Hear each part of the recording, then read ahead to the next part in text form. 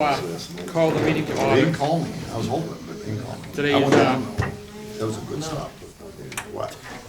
Today is January 17th, 2022, and this is the meeting of the Wolfeboro Budget Committee.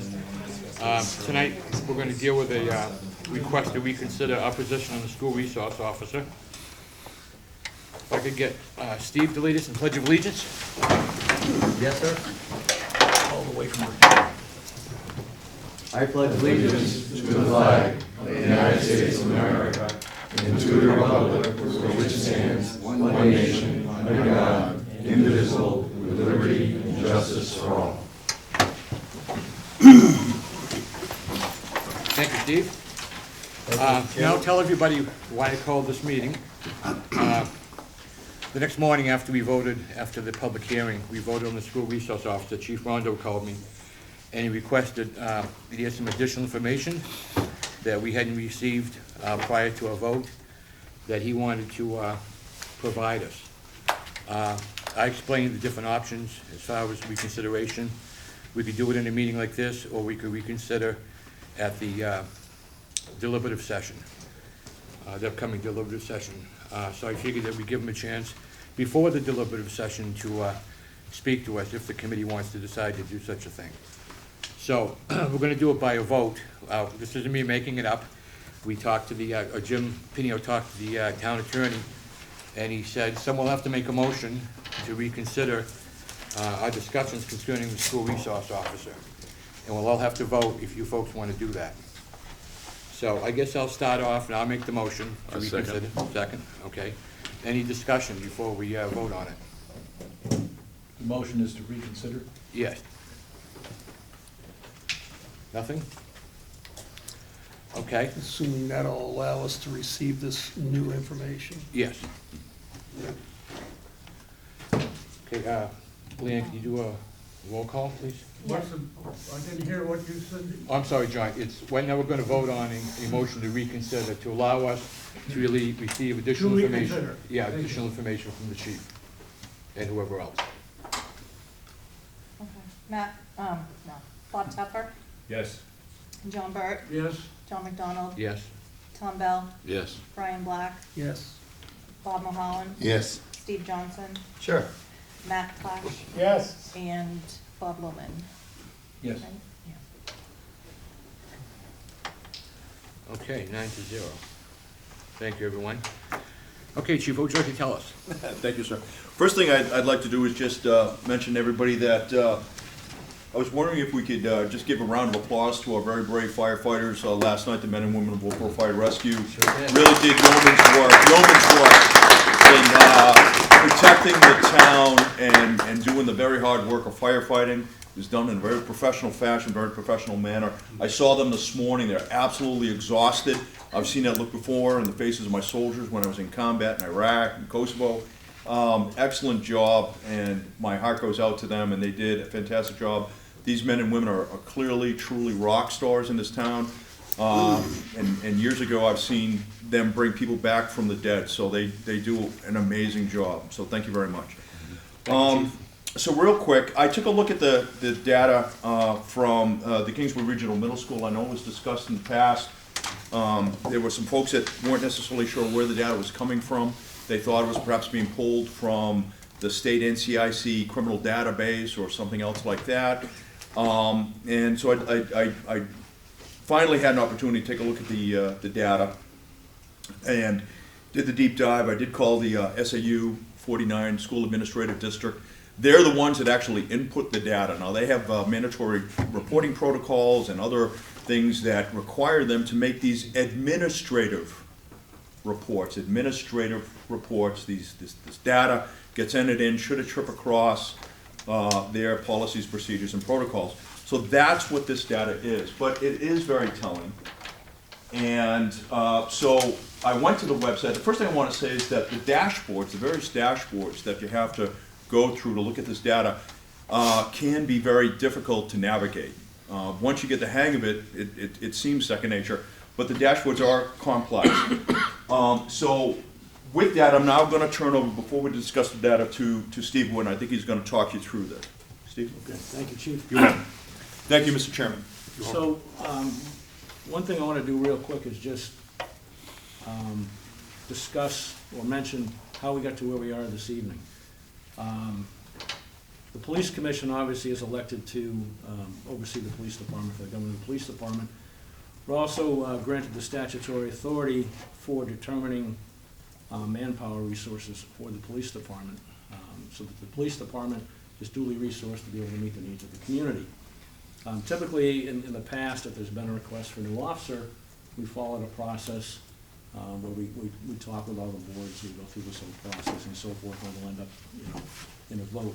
This year, when we made the determination that we needed to move forward, the town's budget process was already underway. The school district's budget was just about complete because they're in a fiscal year. But the commission voted, without even the chief and the captain in the room, to move forward with this initiative. And the reason we did that is every month at our meetings, we get data given to us from the school SRO. We see firsthand what's happening month to month in the schools. And all those numbers are compiled, and everything is there in front of us every single month. This has been going on for years. During 2021, we saw the uptick. In 2021, there were almost 90 cases of acts of violence in the school, not in the middle school, but on the school complex up there, or in the district-wide, excuse me. This year, that number ticked up even higher. And as we started going through, we had, if anybody ever watches our meetings, we've had discussions in open session about the need for an additional resource officer. So we decided in a non-public session in October to move forward with this initiative. This is a police commission initiative. This was not a request made by the chief for additional resources. We saw the need. We want to be proactive. We want to stay ahead of this. Now, those numbers that were given out at the school board meeting, at the selectmen's meeting, at the budget committee meeting from the police department, the real numbers based on the data that we get. These are numbers of incidents that occurred in the school. And from those, there are actual cases that involved that. I think it was 169 total. So we have 169 total cases. Offenses, right, yeah. And then when we look at incidents, and this report was compiled by Captain Mark Libby. We go back to the other And one first. Captain, you want to talk a little bit about these numbers real quick? I'd like to go back to the school real quick. This one here. So, we're looking at this number over here. Now, what's telling, and if we can, this is a different screen. Yep, you got, nope, there's 80. But this is the incidents of violence that were at the middle school for 2022. Now, district-wide, there was 128, meaning that there were 48 cases spread out amongst the high school and the elementary schools. We know also that 3 of those cases originated at Carpenter School, a dozen of them at Crescent Lake. This number here, 80, is very high, especially compared to other districts in the state. Another telling thing on their In-school suspension? is the suspension rates. Now, there was a screen that I had brought up. It's not showing it the same way, but, okay, so in-school suspension rates. Right here. Okay. There you go. Yeah. Good job, Cal. So this is the in-school suspension rate. In 2022, the district had a 4.5%, roughly 4.6%, based on, that's 4.6% of the population that received an in-school suspension. The state average is 3.25% roughly. The middle school is at 13.85%, almost 14%. So that's very excessive. That's more than 3 times the norm. And then we look at out of school, this is even more Severe. Severe, exactly. So the state average is 4%. The middle school is at 20.22%. So that's 5 times the average of the state. So there is a lot of activity going on up there. These are the types this is the type of data that we look at, the numbers that we look at, and how we made our determination to push forward this year with an additional SRO. Now, when you look at 2021 and 2020, the numbers are similar, right? And what I mean by that, the percentages within those years are similar. But these years are somewhat anomalous because we're dealing with COVID, all right? We're dealing with the COVID pandemic. There is a period of time where school is being suspended and parents are taking their children out of school. So that's why you see an NA down here, because basically for that year, nobody was really in school. We were dealing with the COVID pandemic, okay? So when we look at NA for school violence, incidents of violence, you see an NA. You can follow this trend all the way back to 2016. You can follow the trend. I challenge you to go on the website, do the math yourself. We can do it here if you want to, but it's very consistent. It goes all the way back to 2016. So again, this is administrative data. This is data where, let me give you an example of what may trip across this and cause us to trigger, little Dini Rondo's on the playground, and little Dini Rondo shoves Tommy Bell and he falls and he breaks his arm. He falls off the jungle gym and he breaks his arm. Now, there's no criminal intent there, right? A couple of kids horsing around. But this may trip across an incident of violence. Or it could be something a little bit more insidious. Maybe there was a school threat. Maybe it didn't rise to the level of criminal threatening, but it garnered an investigation by the school officials, the school authorities, and it tripped across protocols that are in place for reporting. That's what this is. Captain, can you go to your data now? So now, popping back to criminal data, right, these are offenses. And here's the list of offenses that we see on the far left-hand side, and then you can track the numbers. In 2022, we had 198. The year before, we had 88. Remember, these 2 years, 21 and 20, we're dealing with COVID pandemic years, so those were anomalous, but we still had fairly significant numbers. And now, these are juvenile-wide, okay? They're not broken down by middle school and high school. This is in the totality, but these are still juvenile cases. So we're dealing, as you can see, with the list of offenses on the left-hand side. We're dealing with some fairly serious stuff. And the commissioners know this because they live in the data. They get the reports from the school resource officer every month that breaks it down. Essentially similar to this, a little bit different format. Similar to this is also a narrative. We're sparing you the narrative. Mr. Chairman, back to you before I sit down. If you want to say anything. The only other thing was, with regard to the other data that is inputted into the state, that is done by the Assistant Superintendent of Schools. So they are obviously compelled, they have a duty to report when incidents reach a certain level. So as the chief just mentioned, certain things, when they get to a certain level, there's that duty to report. Some of those fall under acts of violence, some of them may not. A lot of the stuff that they have going on in school these days, and you can see it on the captain's stat sheet, but there was 20 cases of vaping. That's been going on in school, not vaping so much over the years, but smoking in general. But those cases aren't any different. There's an equal to or higher number of criminal threats or disorderly conduct. These are things that the school district is reporting to the state based on their requirement. This isn't anything that is coming from any other source other than from the school system. They get all the incident reports from all the district schools are sent to the superintendent's office, and then the assistant superintendent, it's her job to look through and determine which has to be reported and which doesn't. So hopefully that'll give you some back. Mr. Chairman, back to you, sir. Thank you. Okay. Thank you, Mr. John, Chairman, I for have a that. question. Hold on for just a second, guys. When we didn't get a lot of backup, Steve, and what would have been really helpful is when the night of the hearing, we got the statistics, and then we got those one monthly report of what was going on at the school just for December. Okay. If you guys had provided all that information at that time, we might not be sitting here tonight. We just didn't have any data that supported anything. And I apologize, I wasn't here last week for the meetings. I took time away from work Monday night to be at the school board meeting, and then the meetings were being shuffled, they were changing.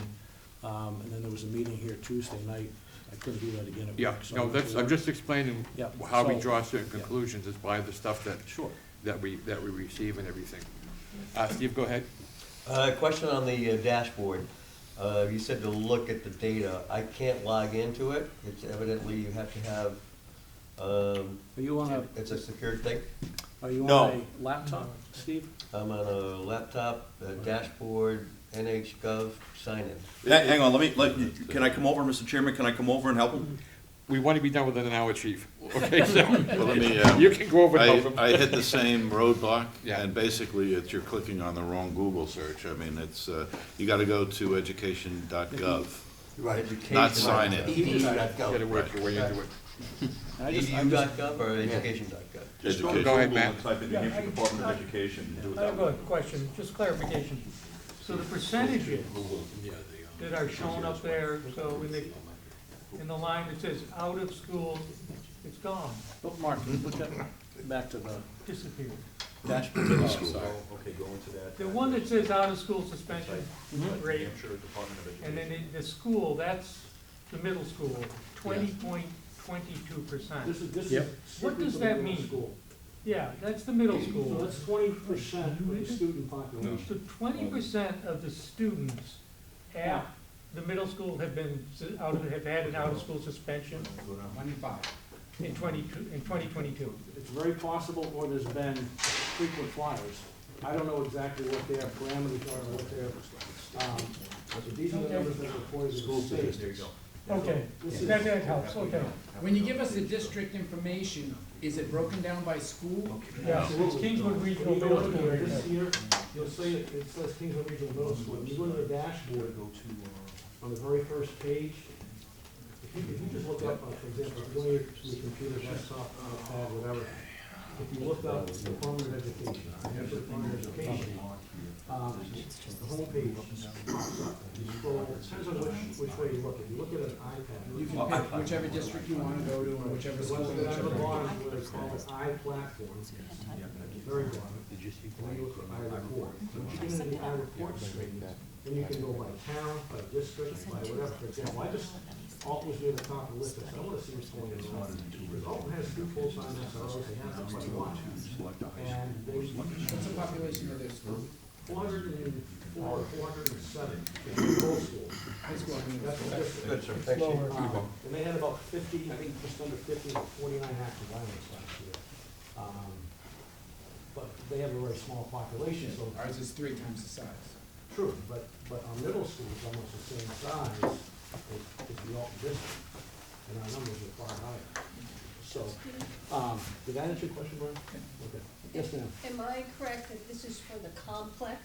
You keep on talking about the No, middle this- school. these numbers are No, specific to- the warrant article, what the school board passed. Yes. They did not. It's for the pass- complex. Oh, yes, It's I'm for sorry, the complex. Correct. And so you're focusing on this, we don't have the high school, because those are the combination of the high school and middle school. We can bring up the high school if you want to drill down onto it, okay? But we're looking at the middle school here specifically as a specific So school. we're putting 2 officers in that complex, so they could both be at the high school if the need was there, or both at the middle school. Correct. One Yes, ma'am. isn't being signed here, and the other one is signed there, am I correct? Yes, ma'am. And the complex doesn't include Crescent Lake, correct? Correct. Well, we have, Well, that is- It doesn't in their eyes, to be honest with you, with the school district. Crescent Lake is separate. Yeah. And that you have a resource officer who goes to Crescent and Carpenter right now. Yes, sir. I thought at one meeting. Well, what we is talked part-time, about- hold on, that's another thing that needs to be clarified, because people are asking this, what's part-time mean? 24 hours a week. 24 hours a week. So 6 hours a day between the 2. Yes. At one point, you talked about that, if there was an incident, that it would also include a Crescent Lake, and I think maybe you, John, was the one who said it. So Brian and I've had a discussion about whether. Arguments. Well, arguments. So- Whether we were so- talking about the complex and that had Crescent Lake. And 6 hours is a school day. This number here, Linda, Yeah. 120, Yes. is this district number. Okay. So there were 80 acts of violence reported by the district for the middle school alone, but in the whole district, 128. Okay. As I said earlier, 3 of those originated in the elementary school. And I know this, my next door neighbor, a wonderful young woman, was out of work a good part of the beginning of the school year because I know the Sarah. first grader took her out. Nerve damage, I mean, it was serious business. It was the first grader. And I never would have thought of that, you know? But there were 3 acts in the But did elementary we- school, and then another dozen at the Crescent. So then we brought our resource officer there, or was our resource officer there when that Well, the resource officer, the part-time resource officer didn't start that job until this fall. Okay, all right, thank you. December. Okay. So just, November. I think, Anyway, Somewhere in there, John. sorry, John. I have 3 or 4 quick questions. Okay, go ahead, John. Some of them can be answered by yes or no. By the way, I did bring my binoculars, so I can't see what you have here. That you should have had tours.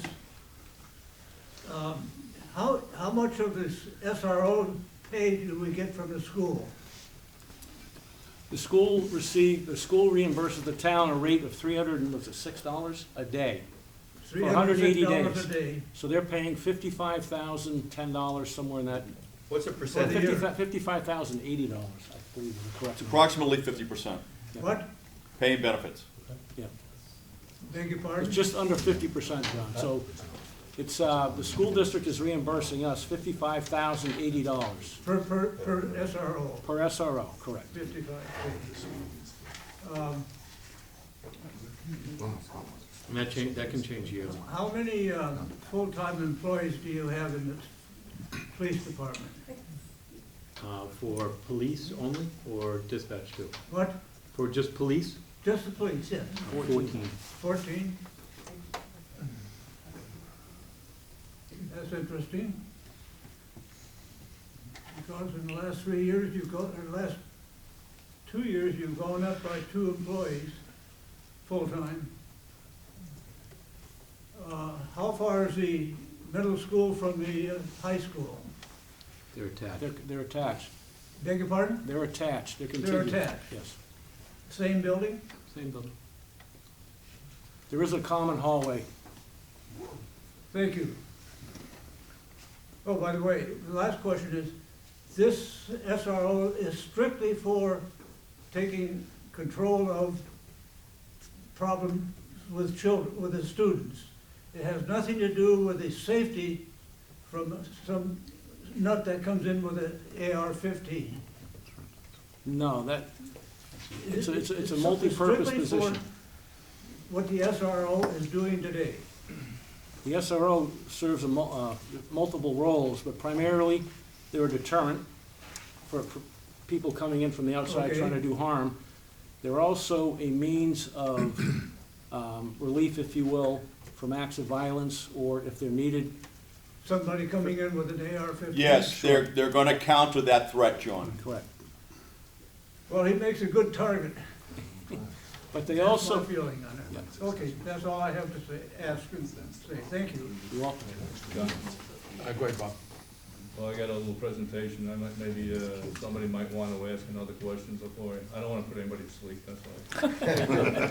I do have one quick one. And I guess this is for the captain, anybody who knows. Of the 198 offenses on the data that you Yes. passed out in 2022, it's a little difficult for me to go through and try to figure out what are acts of violence. Of that 198, how many of them are acts of violence? I mean, I would have to go through the categories. We would have to do the same thing you would, and then try to discern how many are, you can do the same thing by adding it up. Well, That's the whole thing, chief. We shouldn't have to do that. that's what I'm getting at. That's what he's trying to say, I can't categorize the descriptions in here as an act of violence. I don't know what's an act of violence in your, is a protective order an act of violence? My understanding is that what you have from the chief and the captain and the commission are additive to the administrative. So what you're seeing on the online information is administrative issues, and these are criminal issues. There, And they're different. so Bob, I think a common mistake would be to assume that the 80 are lesser included offenses of the 198, and that's not the case. Not. The two are mutually exclusive, sir. Okay, you have me totally confused this time. Well, what's your confusion, sir? Confusion is we got about 3 sets of numbers going around, and to John's point, we ought to have them So we can, so the Okay, I'm average sorry. person like us can understand. I what we're apologize looking at. that I've It's confused just- you. It's really, you know, we've got a set of numbers on the. From the Department of Department Education of Education. that are administrative. There's one thing, and then we got this one going, and which one is what? You know, it's There are very- two different things, Yeah. Bob. There are two different reports. One is administrative in nature, okay, it's administrative in nature, may not rise to the level, those 80 acts of violence that you see being reported from the Department of Education, Right. they could be something as simple as a shoving match between two eighth graders, Okay, okay? That doesn't necessarily rise to the level of a criminal offense, but for whatever reason, tripped across the school district's reporting criteria. okay, let me interrupt you here, okay? So those 80 administrative, they do not show up anywhere in this 198, is that what I'm hearing you say? Probably not. Probably not. Probably not. There may be some serious offenses that do, but generally speaking, all right, I got it. It's a matter of categorization and who's doing the category. It's filling in the numbers for you. That's it. Okay, all right, fine. Yeah, but if I may, I think, I just I wanna think I clarify- understand what, you know, we, Sean, let me just finish. This 198 are cases that. Offenses. Your SRO is involved in investigating. investigating and or prosecuting. correct. Is that correct? Yes. Yes, sir. Thank you. And I think if anyone looked at the classifications of the crimes that are up here, some of these technically aren't considered crimes, right? If they're a violation, you know, littering wouldn't be considered a violent crime. Possession of a controlled drug would certainly be, it's classified as a misdemeanor or a felony, right, but by the laws in our state. Canine search wouldn't be, harassment would be, it's a crime. Carrying and selling weapons is classified as a crime. So I think if you get on the list, it's pretty self-explanatory about, you know, what a crime is under New Hampshire law and what is not a crime. But some of them are violations up here. DCYF, I don't know what that would be. That probably, my guess would be when the school made a referral to Yes. DCYF about, you know. Well, we made the referral. Yeah, right. So that's probably what that is, but assault's certainly a crime. You know, tobacco, that's technically not a crime, you know, it's a violation, and a Chin's petition is not a crime. Yep. So some of these things are, and some of them are not. Sexual assaults. High number there. But a lot of, but you gotta remember the type of offenses, he wanted to know what type of offenses, John did, that were coming up at the school. That was a request, yeah, we got this request from the budget committee, and to break down the activity that we're seeing and we're investigating, all of this trips across what the SROs do every day. Does anybody have an answer to why there are 0 expulsions in the district as well as in the, is that a reporting thing? Because in my mind, an SRO is like a Band-Aid to the underlying issues that are going on in school. And if we're not holding our kids accountable to a conduct that is becoming to high school and middle school people, whatever that takes, we should be having this discussion with the Governor Wentworth School District. I know there are issues in our society going on, but there are underlying issues that I'd like to see have the school board as part of this discussion, what they're doing to have a standard of proper etiquette and a standard of proper behavior. If someone is acting out in school, whatever it is, get them the frig out of there. I'm tired of the kids running, wagging the tail, and the dog goes.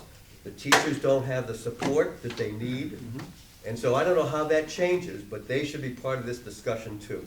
So, sir, that's an excellent question, and I thought the same thing myself, and I think that perhaps the only thing, in answer to your question, I will tell you that I know the district expels students, because we've been part and parcel of expulsion hearings in the past, so I do know that occurs. I think that perhaps what we're looking at on the school dashboard, or the department dashboard, is that the math, it may be such a small number that it doesn't trigger to a whole number. I don't know, it's just a guess, but I don't know. That's a great question, and I don't have the answer for you, sir. I think you hit on something very good though, Steve, and something I wanted to mention. In comparing these statistics with the department statistics, you mentioned conduct of the students. And every student, when they go into the school, whether it's the middle school or the high school, they get a code of conduct handbook. And that spells out the expected behavior. That's what they're being held to. That's the standard to which they're being held. Now, What's the execution of that goes to you? That's the thing that I'd like to see. And again, it's an open question. It's just- No, I think it's a great question for the This is a school discussion board. going on as far as like, It's a- yeah, the code of conduct is good, so they know it. right. It's like a lot of citizens in the United States, or a lot of people that are in the United States, may not even know the Pledge of Allegiance, or may not even know parts of the Constitution. That's all I'm saying. So you can give those things out all the Right. time, but are they being applied? No, that's a fair question, but we can't answer that. No, I know. I will say this, I volunteered at the middle school from 1998 to 2018, when I finally got done after 20.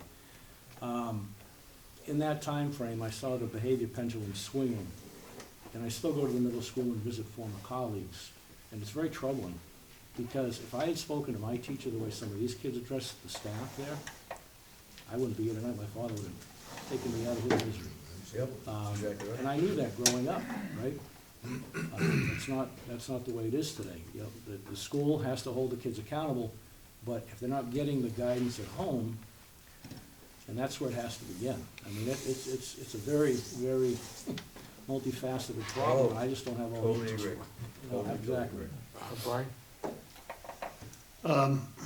Just a couple of points I want to raise, and I voted in favor of this, but I certainly had questions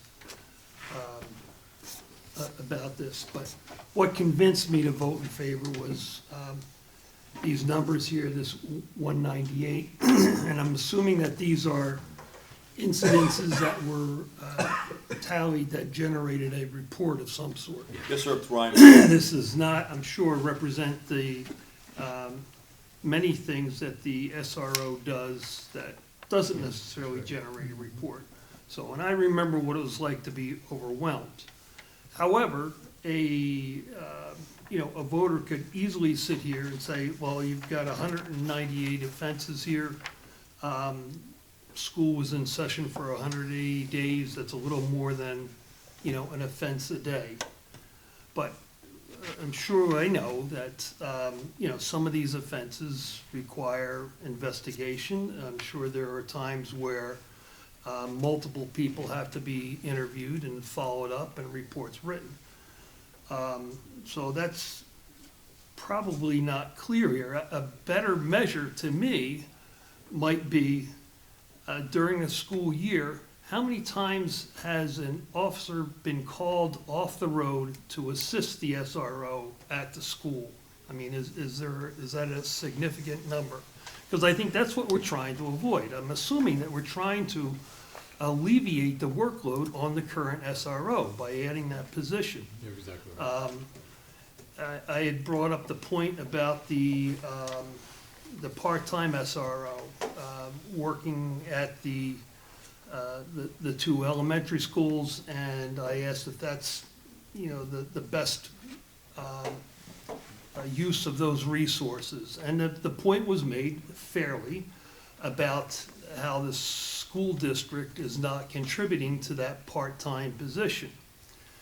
However, if our SRO is overwhelmed and we call somebody in off the road to help whatever event is going on at the school, that officer's not paid by the school district either. That's correct.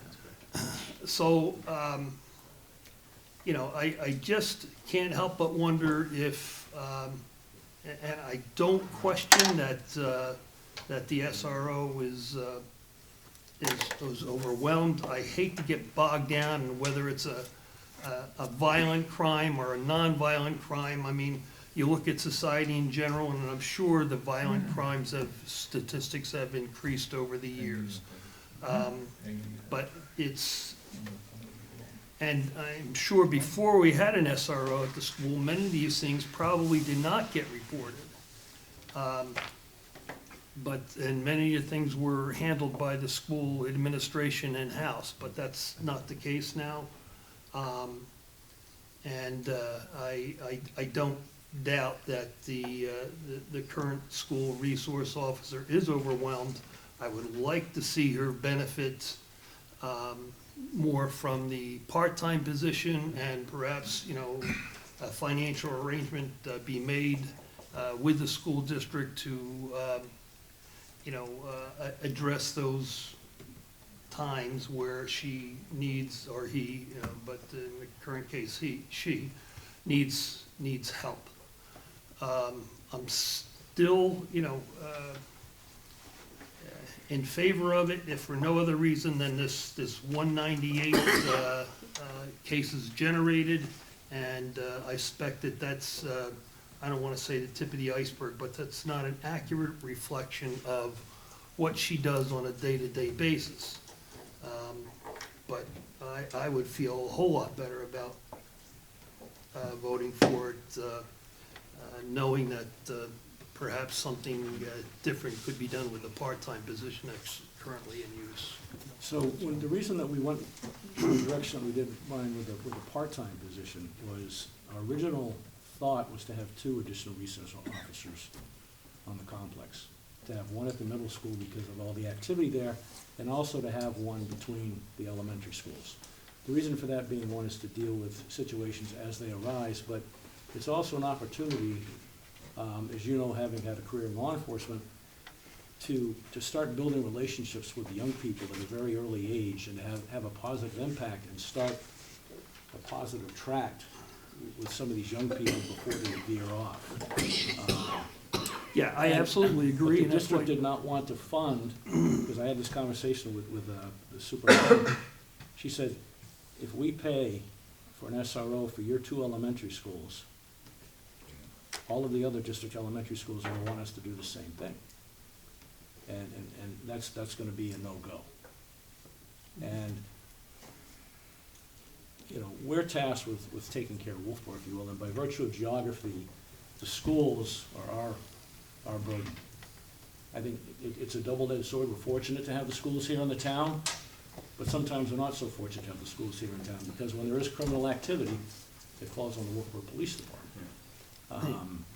And when we started, when we started the JSO program before the state took it over, again, we were looking to we didn't want to put students into the pipeline and into the court system. We'd rather have diversionary programs available to get them redirected. Now the state's handling that, so it gave us an opportunity to take that individual and put them in a position where they can be just as impactful and hopefully, start forging those inroads, so by the time they get to the middle school and high school, they're in a better frame of mind. I certainly agree that there's a benefit to have exposure at the elementary schools. That's why for years we've been doing the school crossing and other in-school programs to develop that relationship. The fact of the matter is, except for perhaps the upper grades at Crescent Lake School, there's, young children can't develop that criminal intent, so it's not going to evolve in a typical police action, even if the 2 kids fight. It's more of a job for school administration, social workers, so on and so forth. That's why I still, if a large crisis or a large case involving multiple people takes place at either the high school or the middle school, there's no doubt I would certainly hope that the SRO receives help from the patrol officers or the detective or whoever. So we're gonna be paying for it anyway. That's why I question the value of having someone assigned permanently, so to speak, on a part-time basis to the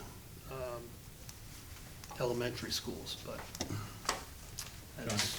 Hold on, Brian, do you have something? Yeah, I wanted to clear up a couple of things and ask a couple of questions. One was, According to the state statistics, over the last 10 years, violent crimes have gone down in the state of New Hampshire. The only thing that's up for crime statistics in the state of New Hampshire is larceny. The CDC says that mental health counselors do the most productive work in stopping violence in school situations. SROs are extremely important, not to stop someone attacking the school, but to help with general concerns for safety of students that go to the school. Also, I asked Sean if there's ever been an incident where there was an incident and the SRO was not available. Sean told me, no, that's never happened. So I was glad that he came forward with that.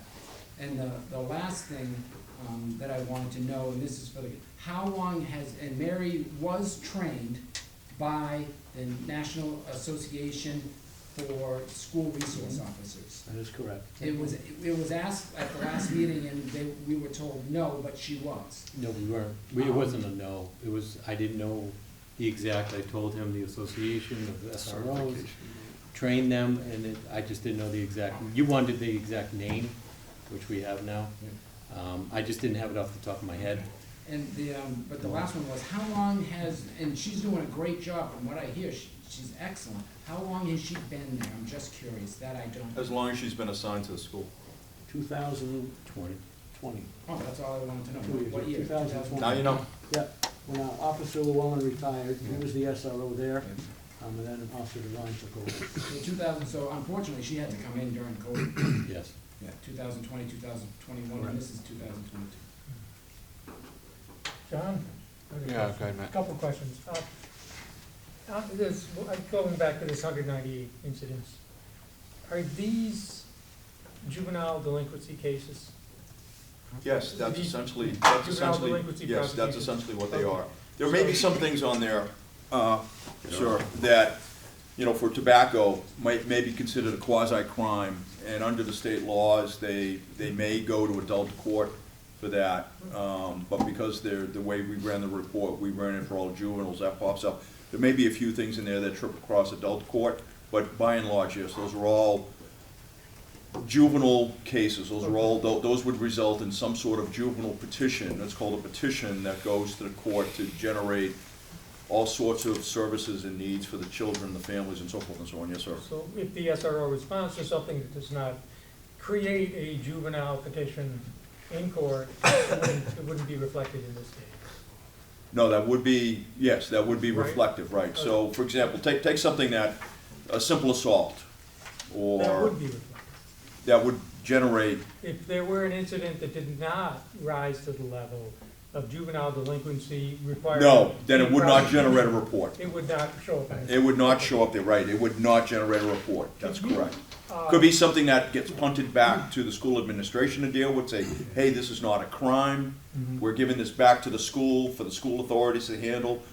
When I first became the chief of police, we were doing way too much work in that area, and I told Mary that, when I gave her marching orders and sent her to school to be a school resource officer,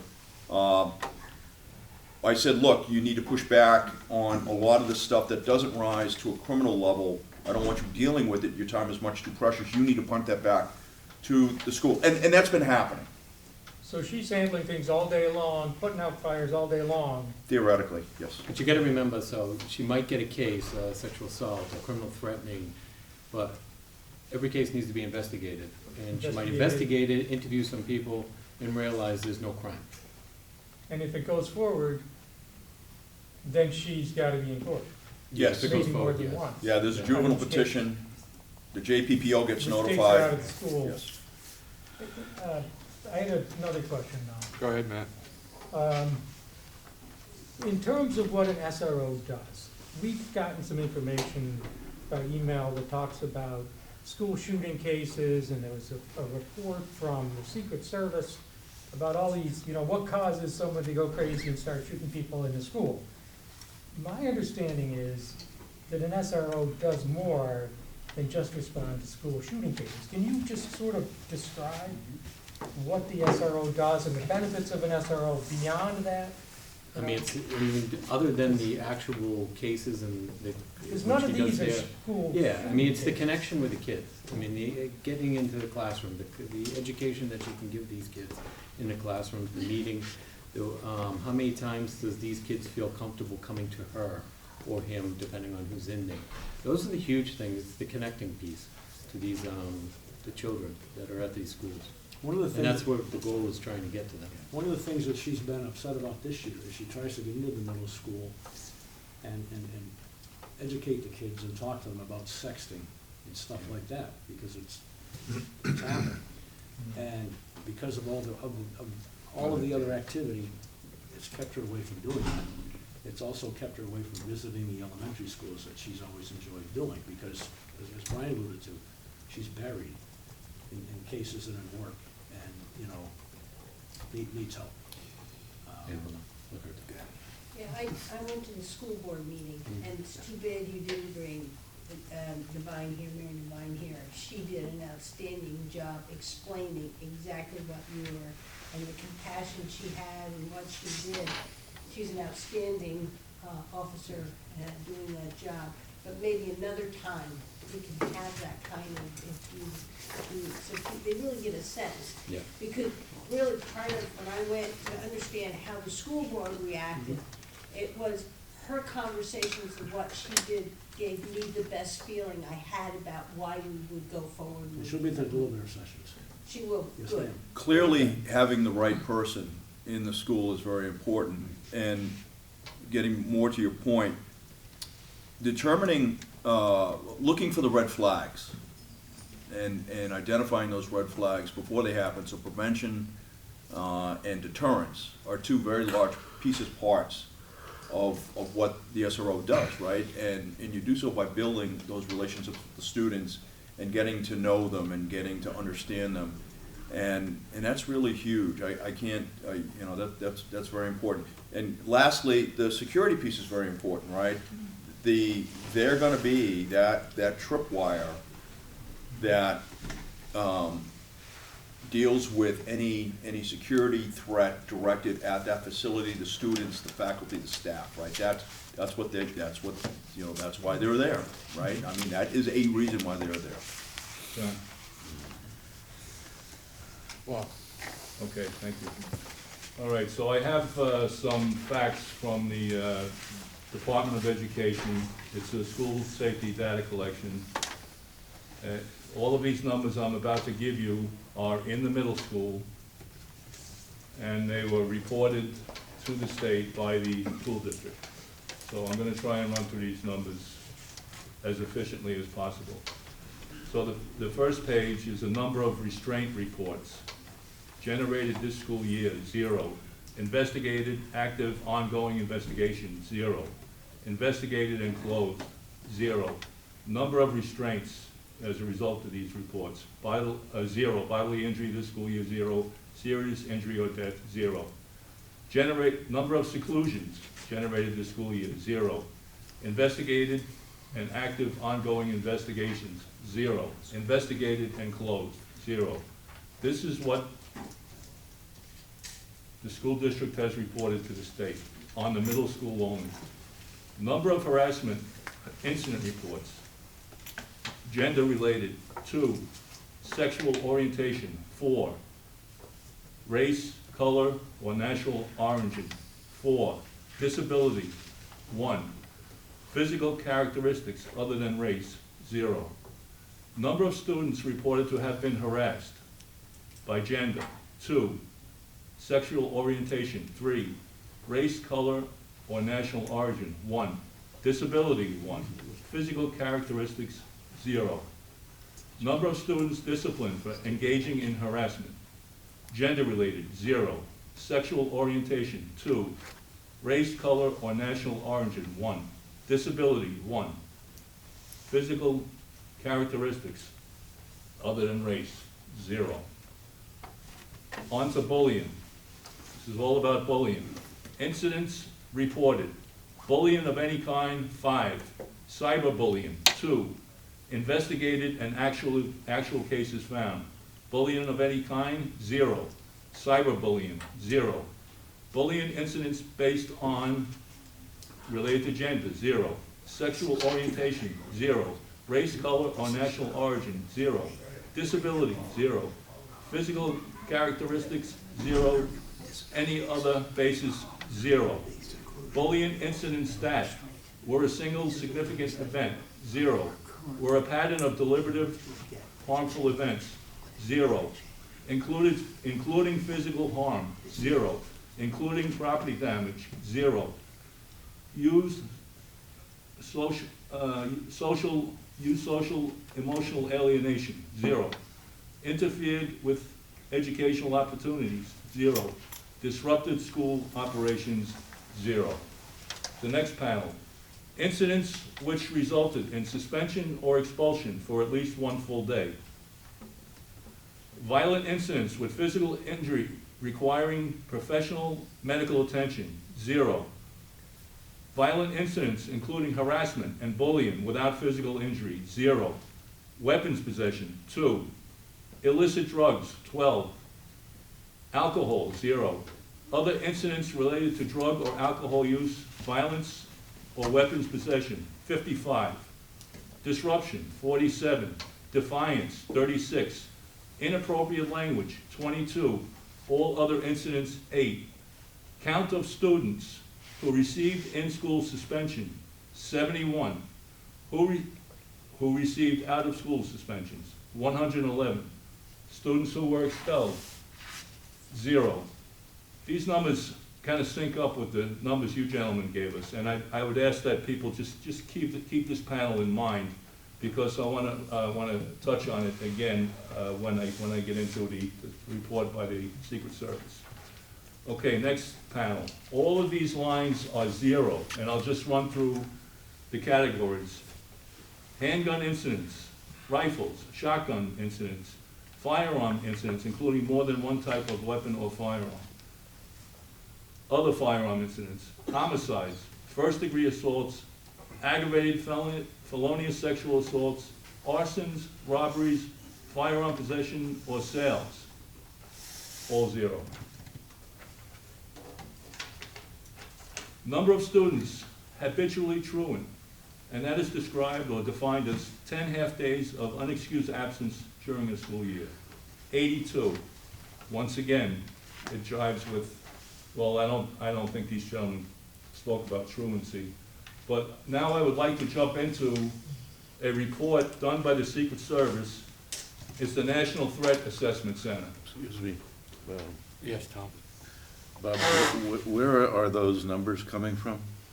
So the numbers I just read off? Yeah. The New Hampshire State Department of Education, as reported to them by the Governor Wentworth Regional School District. So it's under the bullying section of, if you go to the school dashboard, You can drill down. They do a whole panel essentially on what they consider bullying, and So it's the same as we saw, you Yeah, so just it's on have the to same drill dashboard. down. Yeah. Very hard to find them, as you know. So, Secret Service, they did a study, they've done a lot of studies. And they did a study on 41 schools over the past 20 years, and they dove into many different areas of education. I'm gonna give you a couple of snippets on their first page. Incidents of targeted violence at school rarely were sudden or impulsive acts. Prior to most incidents, other people knew about the attacker's idea and/or plan to attack. Other people knew in the school building. Most attackers engaged in some behavior prior to the incident that caused others concern or indicated a need for help. Most attackers had difficulty coping with significant losses or personal failures. Moreover, many had considered or attempted suicide. Many attackers felt bullied, persecuted, or injured by others prior to the attack. Now this section, I refer back to that panel with all the numbers regarding suspensions and inappropriate behavior, bad language. that identifies people who are having a problem, emotionally, mental issues, and basically, the Secret Service is saying with this that we have to take a very good look in our school districts regarding emotional and mental health concerns. And that leads me to believe that one of the things any school district has to employ would be an adequate amount of social work support and psychological support. I don't know how much of that this school district has because we have no information on it. So, but that's a very important point. Most attackers had access to and had used weapons prior to the attack, familiar with weapons. And finally, on the introductory page, despite prompt law enforcement responses, most attacks were stopped by means other than law enforcement intervention. I move on. They have a statistic here.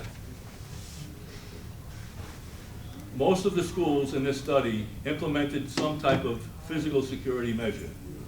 I believe this district has done that. They have to buzz people in at the high school. And 2/3, these are the schools that have been attacked.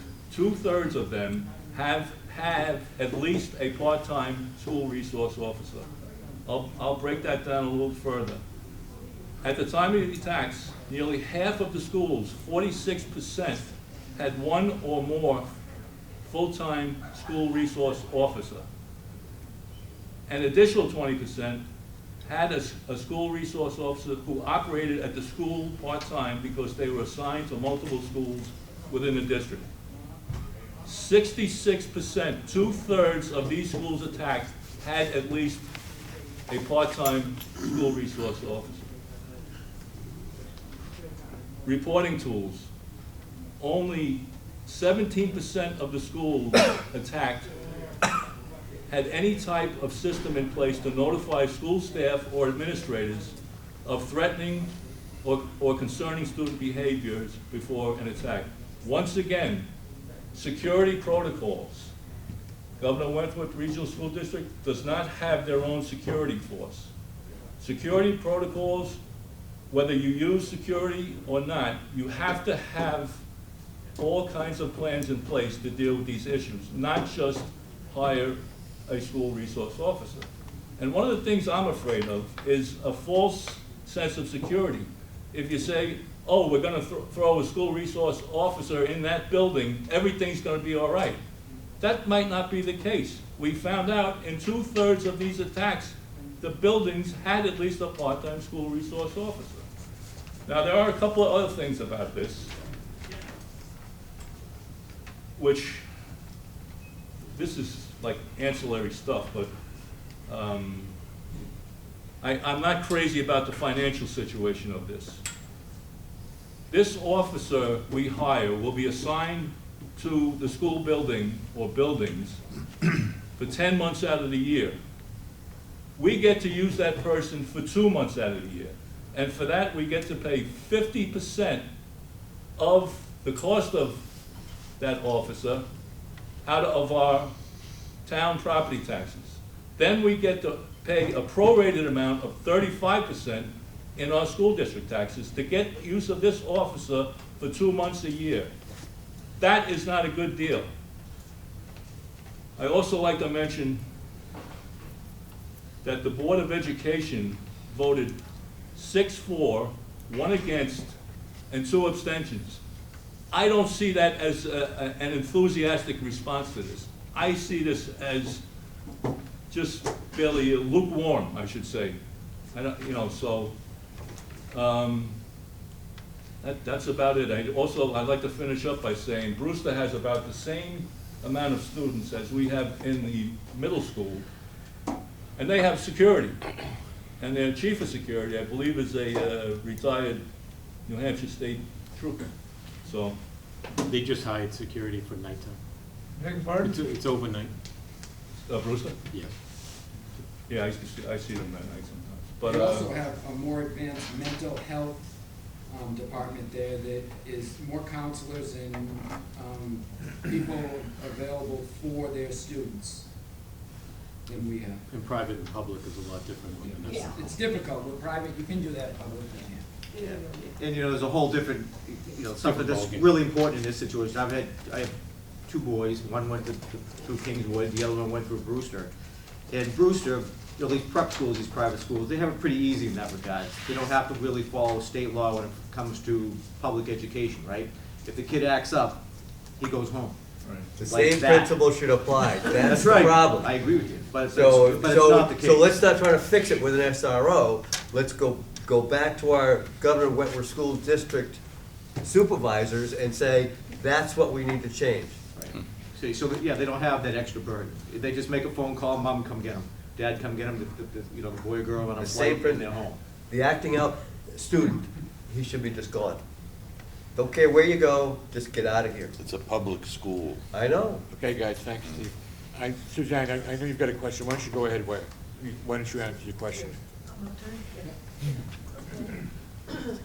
To answer John's question, and maybe Bob, you touched on a lot of the things that I may have touched on, but the school has an agreement with the police department, and it lays out what the scope and assignment is for the resource officer. And just briefly, and you're all welcome to a copy, that their district to satisfy issues of the school relevant to truancy, violence issues, bullying, drugs, theft, driver-passenger safety issues, other violations of school rules and laws, while emphasizing the position, prevention, so forth. And then it has some bullets of things that they are to do to bridge the gaps and so forth. And so there is a job description. But when I went to find out what a school resource officer did in our district, I was told that this year, the new superintendent called a meeting of the minds, which included our 6 towns, police officers, fire departments, administrative people, and the like, and they put their heads together to it, and this goes to what you're saying, Bob. They put together their heads as to how to protect the compound, so to speak. And they ended up getting 3 grants. They have 3 grants right now, and they are gonna start implementing such things as security, alarms. You probably could emphasize what those would be, and anyone that's been in the police know what, I don't know all what it is, but what prompted the question is I asked, do they have a metal detector? It seems like, and you made me start thinking, do they have a metal detector? The first thing is you don't want them in the building. Well, no, they don't. Then I asked, do they have, when they change classes, do they just leave the corridors open? Are any of the doors open? And I was told the doors are locked and there's a formula code to get in, and you couldn't get in if you wanted to other than the front. So I think some of those questions are in the works already as to securing the compound. Secondly, I gotta get back to the money. You all have to decide if you feel that this year is the year to hire somebody. But I'm not so sure, and this goes back to what you were saying, Bob, about the vote to put the warrant article on. The warrant article is not clear from the school district. It says, to see if the Governor Wentworth Regional School District will vote to raise and appropriate the sum of $55,000 for the purpose of creating a new regular school year position of school resource officer for the Kingswood complex. Now, the complex is, as they call it, is the high school, middle school, and the LRT. Oh, Lakes Region, Vocational. Boat Center. Tech and arts. And that's the question. There's nothing in there other than the $55,000 that says, as Selectman Murray raised the question, is this gonna be, are we assured that this 50% that's being thrown around gonna be stable and gonna be here in the next few years? They don't have that in there. Their question is very simple, straightforward. You're gonna get $55,000 from them for 1 year next year. And this little chart that nobody can read, that should be having the most attention in this warrant article, the first year, when I say year, I'm talking school year, not our budget year. The first year of this proposal is going to not be funded by the district. The $72,000 is gonna be funded by the taxpayers, because the district doesn't have any money to fund that position, this portion of their calendar year. So that's for us. The $55,000 that I kept hearing at the last meeting that I couldn't figure out where it was coming from is for the following school year, and that's when that kicks in. But for the first part of this, just know, that's on the taxpayer.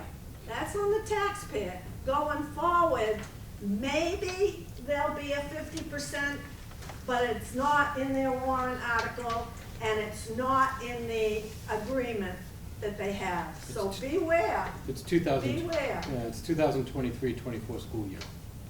Pardon me? It's the 2023-24 school year. I'm talking school year. I just talked to the finance director over there. They don't have the money for 22-23. It's 23-24. Their school year starts in in September. It's 23-24. That's what their warrant article's for. They don't have the money to fund this. That's what the $72,000 is. We're funding it. And it starts And then they're funding Suzanne, it. can I clarify? Our budget will start July 1, and then the money will be there. They're not putting an SRO, let's say both theoretically pass the town's warrant article and the school district's warrant article. They're not putting any SRO anywhere until school starts at the end of August, beginning of September. The school district will have the money if our warrant article passes, and they need the town's warrant article to pass. When would you hire the officer? They don't June. have the money. June? You'd To hire start in this June? process. We have to train. Not now. We have to train, get them uniforms equipped. 23. They If don't this have passes, money. you'd hire it. 23. Yes, But So the- the officer would be hired in June, they get the money in July. It's pretty much the same. yeah, thank you. So I have one quick question, because I don't understand this. When it's in between classes and kids are going from one building to another building to another building, the doors are open, right? It's an open campus. Yes. Not the exterior doors. Yeah, they have to get out and in. Yeah, The doors are open. Yeah. It's an And I heard, open, somebody told me, and I don't know if it's true or not, somebody said for 5 minutes, it's a 5-minute period. I don't know, and That they- that's, that the doors are that's, unlocked and they then Let's set up all not, that. let's not advertise it all over the world, Yeah. whatever it is. But you gotta, yeah, Brian, Here's the passcode. it's an open campus. I think, Brian, you're correct, though, there is a finite amount of time that the students have to get from point A to point B. It's always been that way before they're deemed to be tardy or late to class. It's 5 or 6 minutes or something. I've just got a quick question for Bodie DeShay, who's our representative on the school board. Yeah. What Suzanne just read about that warrant article, is that factual, what she just read? I have the updated warrant that I was emailed today, and she's 100% right. That's word for word what we have on our school district warrant article. Okay, That's what I'm we- trying to understand is, in this warrant article, it says the position shall be created and filled only for both town warrant articles and the SAU warrant articles passed. If both articles are successful, this position shall be fully funded in future years with the SAU 49 paying half of the payroll and benefits for up to 180 days. Yep. We can't commit this SAU to do that because they don't have it in their warrant article. You see what I'm saying? This could be a one-shot deal. Yeah. And even though this says this, we can't make them do that. That's a problem. I think we thought that they would mimic, they have the same kind of thing, that it would say that it was for that, and then it would be into their operating budget. Well, that's what, the way that it was explained was that. But it's not worded that way, so it isn't If there it's for funded, the following year. if the funding passes, it'll become part of their general ours operating is. budget from years moving forward. Would it make Right, sense? but to there could be a whole different school board that says, no, we don't want these. Wording. That may happen, who Make knows? it contingent But upon they may not continued funding happen. from But it'd be this nice if you guys could maybe amend this, talk to the school board, What's and see if they'd amend it at their deliberative session, or whatever they call it. To see if they, I'm just throwing that, you guys can do whatever you wanna do, I'm just throwing that out there. No, I think that's a very good suggestion. Very good Did point, you have John. something to say? Yeah, I just had one brief thing to say. One is I wanna thank Suzanne for bringing up the agreement, because I don't know who in this room has read the agreement, but the agreement is very important. It's also very out of date.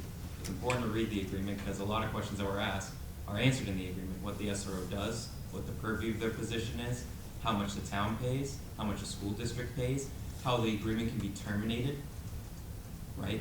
Because the agreement can be terminated any time, and there's actually a specific clause that explains what parameters they can do it within 90 days unilaterally, and what parameters can be done in 180 days unilaterally. It doesn't need to be anything of that. So the agreement's really important, and I would hope that, folks have been provided, or at least whether you guys vote tonight or not, which I assume you guys will, after the vote, that you still look at the agreement, because, it's important, it kind of governs how everything works and how the cost sharing works. How do you Brian? see this, the school district dealing with the wording of their warrant article only addressing the funding for 1 year? I mean, would they have to do another warrant article every year? How the school district did in the past is we consider whether or not we're gonna put it in our operating budget, and we assess that during the budget hearings. That'll happen next fall. And so, at this point, I mean, you either would need to have another warrant article or it'd be included in our operating budget. I can't say whether or not the finance subcommittee would recommend that to the board or not. I think the town may need to change the wording of its warrant article. Jim, we can do that at the deliberative.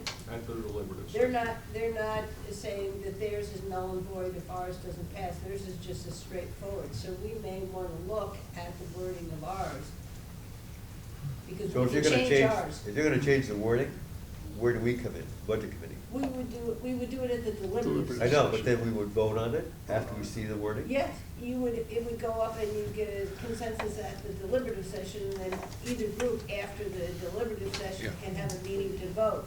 Only thing I see changing it is it's for 1 year, and I think we should still put it in its null and void if, but if the two of them aren't matching up, we don't wanna have then these two warrant articles, and we get done and we're not sure what we're doing.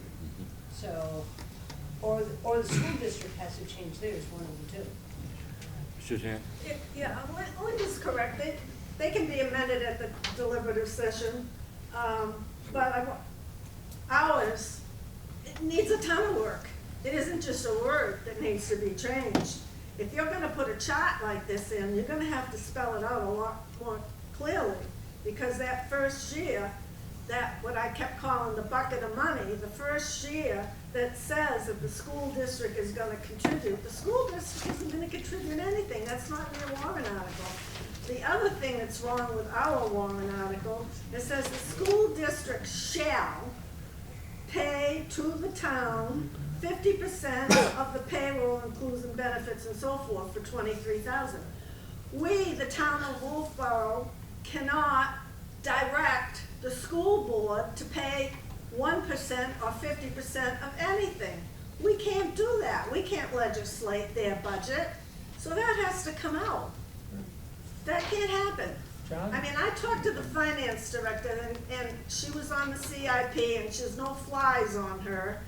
And she did not want to get into our warrant article. She was very, very cautious about it, because she said, we don't have any jurisdiction over your warrant article, as do you not have any jurisdiction over ours.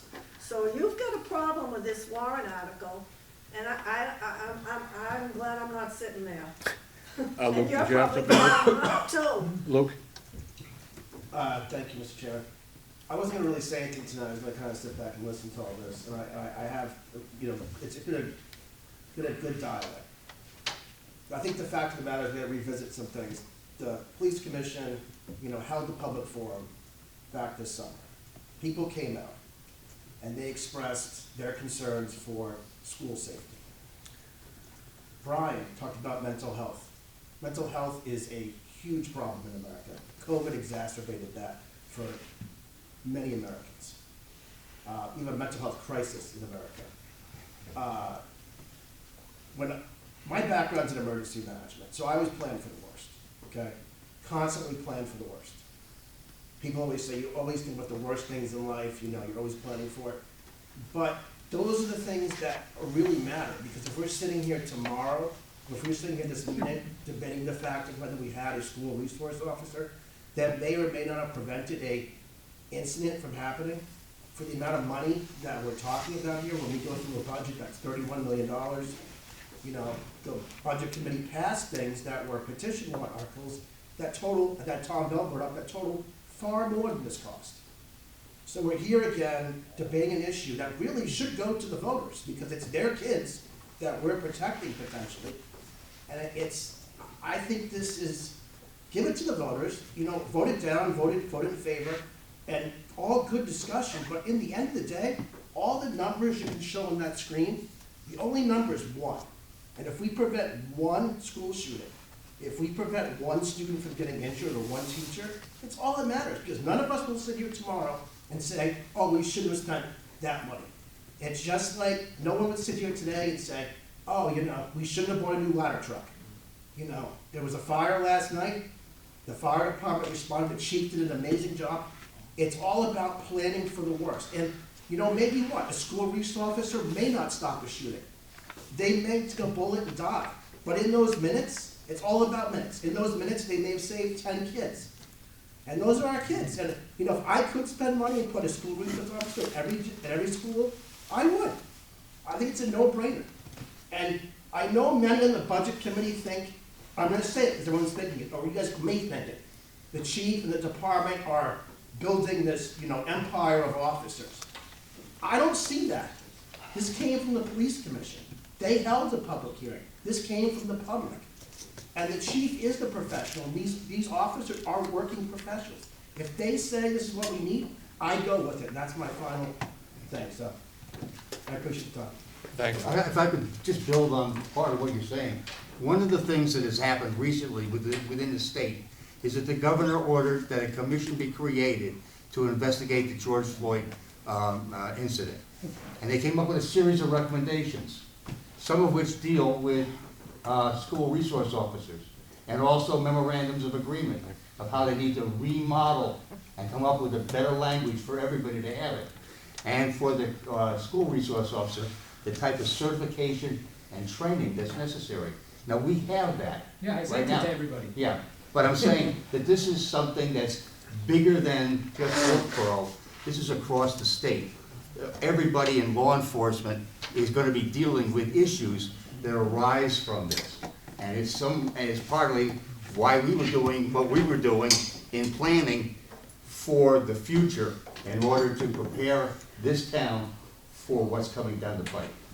And believe me, it's coming down. And that includes the professionalization services, accreditation, and various other things.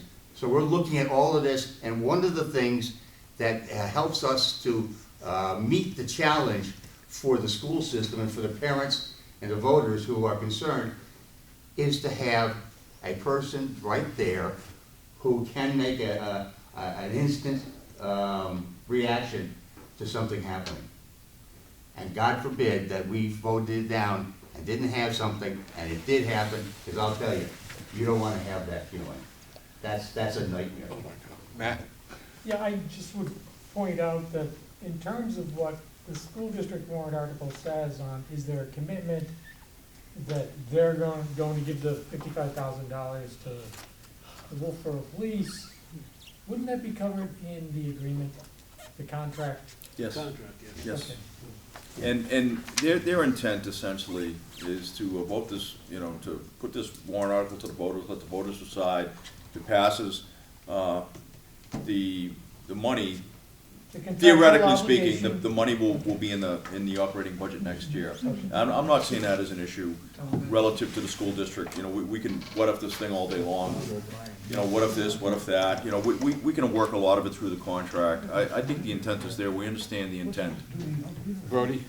Dean, the agreement's pretty clear, it's one officer.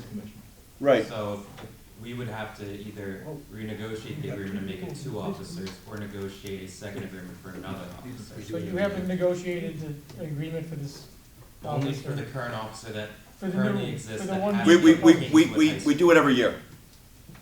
So It's reaffirmed every year. would that happen before the town meeting? I think he's talking about the contract, you're talking about the contract. The agreement. So- Agreement, contract, you're talking about the contract, right? Yeah. It's a contract. You call it whatever you want. It's a Well, contract. It's called an agreement. Yes, but yes, it's we not do that every binding. year. Yeah. You don't, it doesn't cover the second officer at this point? It hasn't been voted in.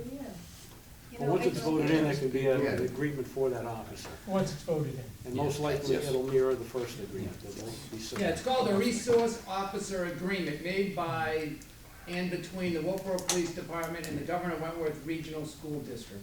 Yes, it's a contract. Hold on, Tom. 1 year. You're all set. Linda? Just, you know, I want to say, this is a very good discussion. People at home are hearing it, they're seeing their budget committee ask good, tough questions, and you as the police department. I know it gets frustrating, but this is the kind of information that helped us get warrant articles passed. It's the process, and it isn't always pretty, but I believe it's very needed, and I'm glad the budget committee held this meeting to have this kind of conversation. Well, I guess I will say something. Okay, Tom? Does there need to be congruence between the Governor Wentworth warrant article and ours? You're an attorney, so maybe you can. To me, it's two different, it's apple and oranges. We've got to somehow bring it together so they're closely related. So do they need to be requested to change? I'm not requesting to do that. It's up to these folks. I'm We'll not reach gonna- out to the SAU. Okay. Yeah, That's not a problem. they'll have to do whatever they want to do.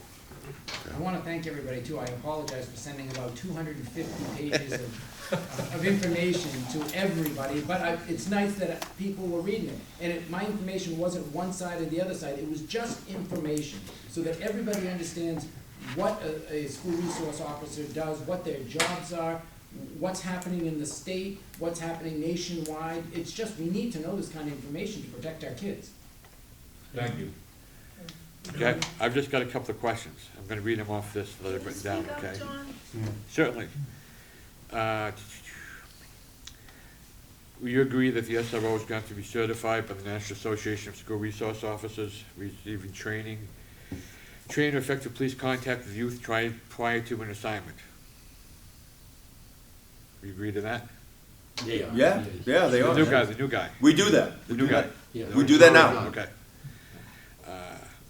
Do you agree that you work with stakeholders and oversee the development of a model SRO memorandum of understanding between you and the school, or the Department of School, that clearly defines the roles, expectations, prohibitions of the SRO's role in the school setting, specifically with regard to the SRO's role in student discipline and for non-criminal matters? Do you agree to that? Sure. Okay, this is all, I didn't make this stuff up myself. No, fine. That It's sounds all good to from- me. It's all from the Governor's Commission on Law Enforcement Accountability. These are things that, the first two are executive orders by the governor. Yeah, sure. Okay. Sounds good to me. Okay.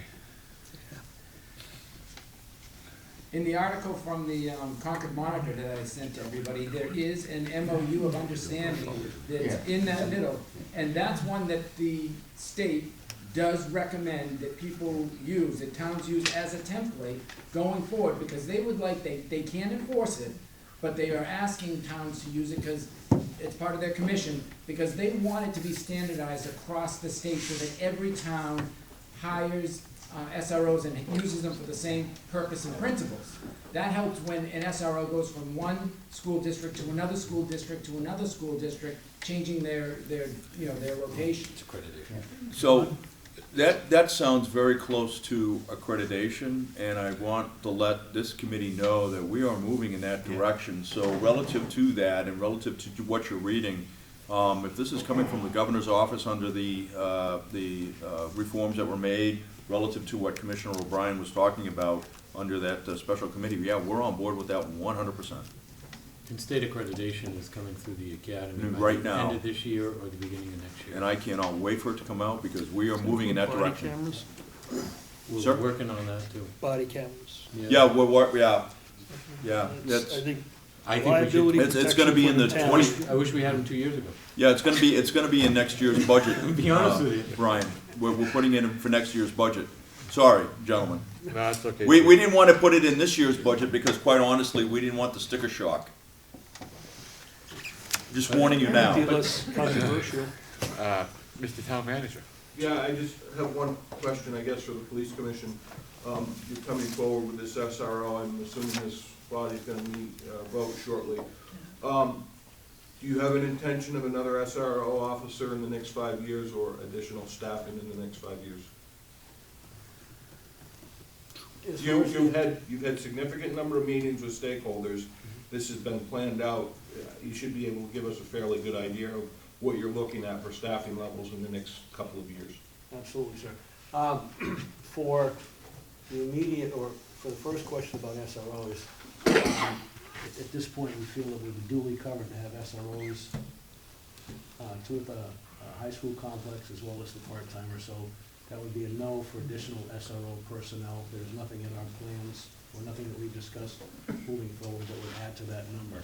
With regard to additional personnel on the police department, and this has been discussed off and on for a while now, we are desirous, and we also see the need to staff our midnight shift, rather than having just one sole officer out there alone during the night to having two. One of the options that we're exploring and thinking about moving forward with would be to go into a 3-year, very similar to what the fire department just did, 1 officer a year for 3 years to build up so that we can staff that midnight position full-time. Would that require new cruisers also? No. We're not looking to increase the fleet at all. The resource officer will not impact the fleet. It will all be part of the existing fleet. The cruisers work in rotation, so we've determined 11 is our ideal number. We have no plan to increase that. So does that SRO position count as one of those 3? No, sir. So The it's SRO is going to be for the school for 180 days, and when we have them back during the summer, they'll be put in patrol rotation. They could end up on the midnight shift, John, because we need 2.5 people technically. You can't hire half a person, so if you have 3 people that you can rotate, they're gonna go through the rotation, meaning they're gonna work days, they're gonna work mids, they're gonna work nights, as they do now. It's just that it'll be an addition that'll enable the department to put 2 people out there every night. Yeah, we'll talk about this in that time. Yeah, I'm just answering town manager's question. we did this, I know we've gone over this before, and that's why you wanted to have a sergeant out there, and it just don't want, you're gonna have to bring some numbers in, that's the main thing. Absolutely. Okay, we all set on this? Everyone have their say and ask the question? I'm sorry, John, go ahead. Bob, you referred to whatever happens. Were you referring to the possible attack by, towards the end of your spiel, you said whatever happens. Were you referring to a possible attack by a person with an AR-15? That's all unknown, John, that's unknown. There is always a possibility that something can happen, and that's what we were talking about before in reference to emergency management, which is the anticipation of a potential thing happening and that you prepare for it. If you fail to prepare for it, then it's totally on the people who have refused to look at it as something that is possible to happen. We're not saying it's going to happen, but we're saying that if we fail to prepare, then it's on all of us. Okay, but you said what may happen. What are you referring to? You're referring to normal kids out acting up? Or you're referring? It can be any of a number of scenarios. Okay, guys. It can be student on student, it can be adult on students, it can be adult coming from the outside on the staff or faculty. All of those things have happened in towns not dissimilar to us. John? And again, that's something you plan for, and you hope that it never happens, and if you have planned well, you may prevent it from happening. So, I just forgot one thing that was in the report by the Secret Service. In school attacks, 51% of the incidents were ended by the person making the attack, either through surrender, suicide, or escape. 12% of the attacks were ended by the school resource officer. The rest of the attacks were ended by school staff, and one was ended by a custodian. So, Thank you. Could I just say something? And I'd like to just say this as a citizen. Sure. Part of the school resources officer's responsibility in emergency management is to recognize things before they get to that point. They're the ones with the trained eyes that see the items that could be of a potential threat.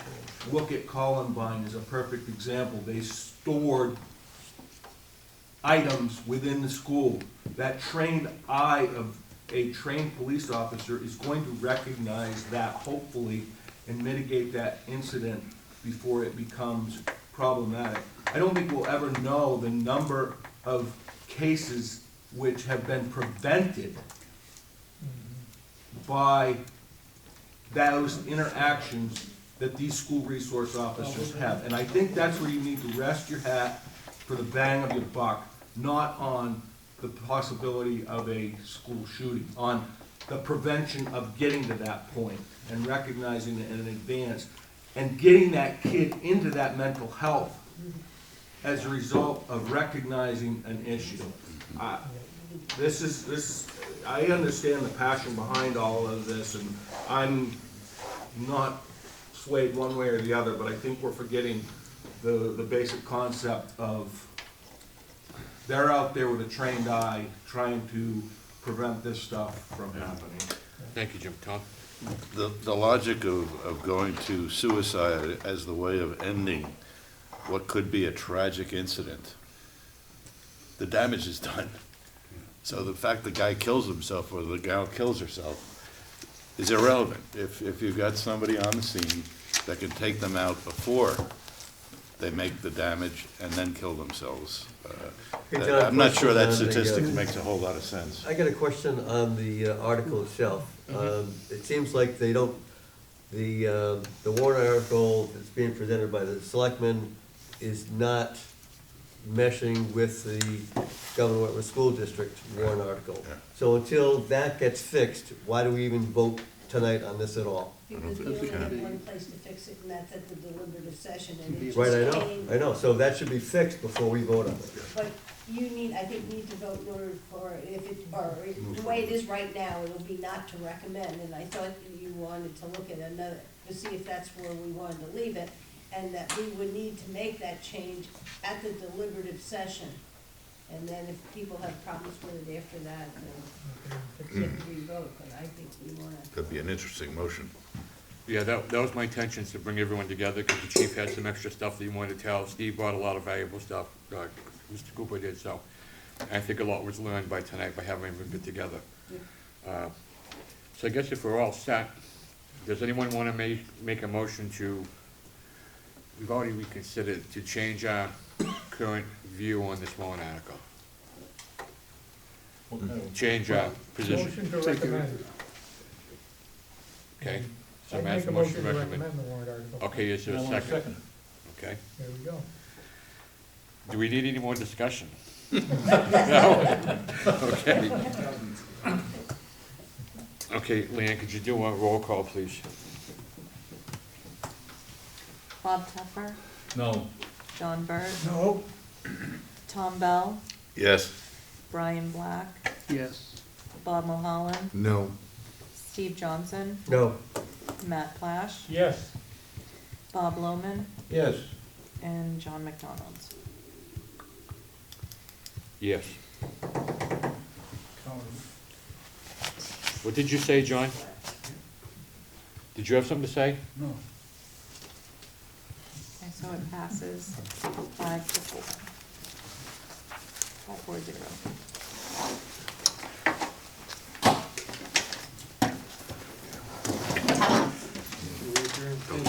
Thank you, gentlemen. Motion to adjourn. Motion to adjourn.